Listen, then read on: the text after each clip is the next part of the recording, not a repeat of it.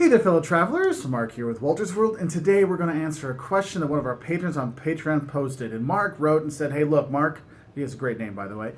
He said, Mark, I'm looking for my trains in Europe to book for this summer, and I'm seeing how expensive the trains are in Europe. Do you have any tips on saving money on the trains when you're traveling in Europe?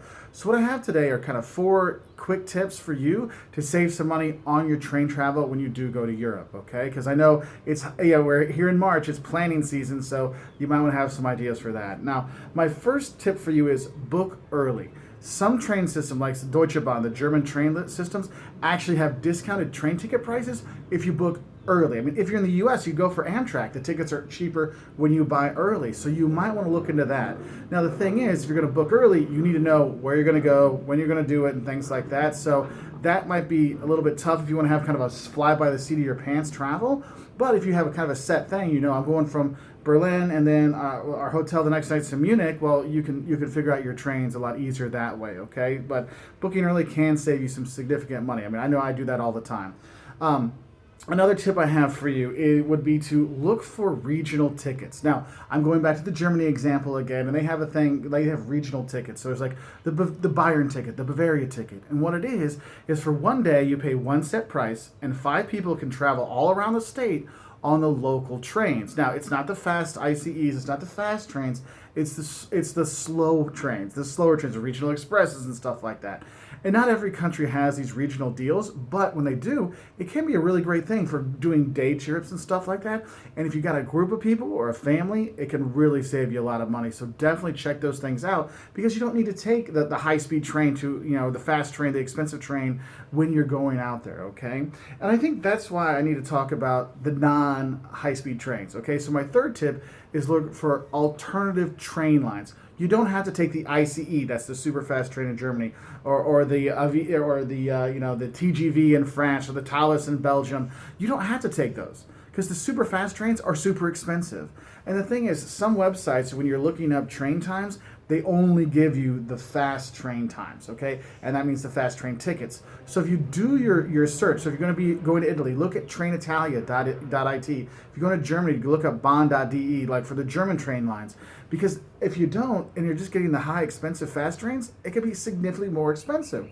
So what you might want to do is, if you can figure out the fast and non-fast trains, you can kind of compare price versus time, because sometimes the convenience of being faster it's not really worth it for the price.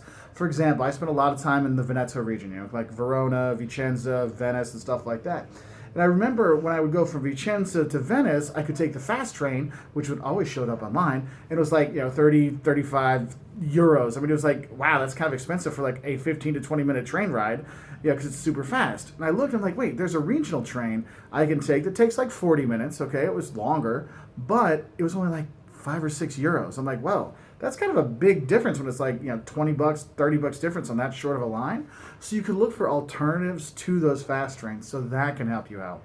And then my 4th tip for you would be basically, if you're going to be doing a really long train trip in Europe, maybe you're going to go from, you know, Berlin to Paris, or Paris to Rome, or something like that, look at alternatives with cheap airlines. The EasyJets, the Vuelings, the Ryanairs, stuff like that.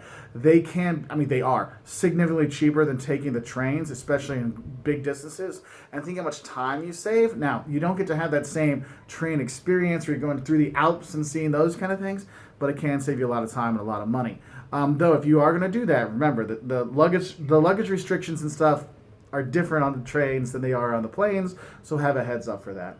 And I think one other tip I'd say about European trains is, if you can get the app, actually, like for your train lines you're going to be on, those apps with the timetables and buying tickets on there and stuff like that can really make life a lot easier. So maybe check out getting the app for the country you're going to be in for their train systems. So Mark, thank you so much for sending this question out. If you have other questions, please put them down below. Hopefully we'll get to answer some of them. If you want to become a patron on Patreon, go to patreon.com/WaltersWorld to find out how you can support us. Anyway, I'll say bye from here in... Actually, we're in Jamaica right now. It's because Caleb wanted to come here, so we're here having a great time. So we'll have some really cool Jamaica videos coming out, but the internet's a little slow here, so this is why we have a short little video. Anyway, all the best and have a great time traveling. Bye.